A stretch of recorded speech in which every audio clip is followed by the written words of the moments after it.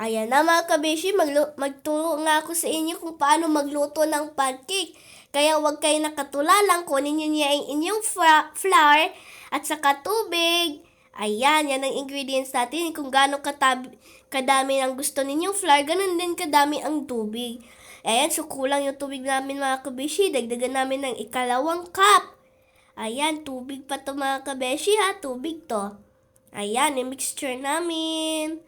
Ayan, na-stuck talaga sa loob ng aking pang-mix. Ayan, pagkatapos niyan, kasya na, itlog na naman.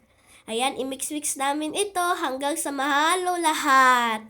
Ayan, napakasarap naman siguro ang result nito mga kabesyo. Ayan, tingnan nyo naman oh. Pagkatapos si mama nagtulong din sa akin ng mixture, ako rin. Kami ay nagtulungan pagkatapos ng mag-mix. Ayan. Pagkatapos niyan mag-mix, kailangan na naming magpainit ng aming pan, lutuan ng aming pancake. Pero bago yan, lagyan natin ng yung powder, ayan, at saka sugar. Ayan, more sugar. Tapos, i-mix-mix natin ito mga kabeshi para may lasa naman. Ayan, ganito yung pagka-mix ko, oh. Napakasarap naman mga kabeshi, oh. Like and subscribe my channel mga kabeshi. Yan, pagkatapos nagpainit na kami. Ayan, shoutout nga pala ako sa mga viewers ko doon sa Salinding. Si Andorano Kapul at saka si Juliet Sifin. Ayan, mga kamag-anak namin doon. Pagkatapos ilagay na namin dito yung aming pancake na hilaw pa para makagawa na nga.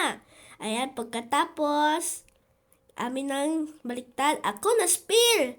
Pero make sure na hindi yan ma-spill mga kabeshi ha. Ayun. Pagkatapos ng luto ay may star margarine tayo. At na ng ating pancake luto na.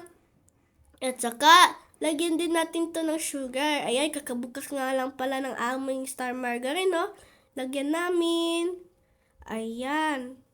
Ayan, mix-mix namin mga kabeshi para ma-all over siya. Pagkatapos may sugar na. Try natin to mga kabeshi. Ang sarap. So try nyo na to mga kabeshi kaagad-agad para meron kayo pang snack pang hapon or everyday. Bili kayo 5 kilo ng flour para makagawa kayo na everyday. Ayan, luto kami ng luto pero nawawalan ng pancake. Ayan, salamat mga kabeshi sa panonood. Ulit-ulitin lang yung kanyang pagkagawa hanggang sa maubos lahat at maluto. Thank you mga kabeshi!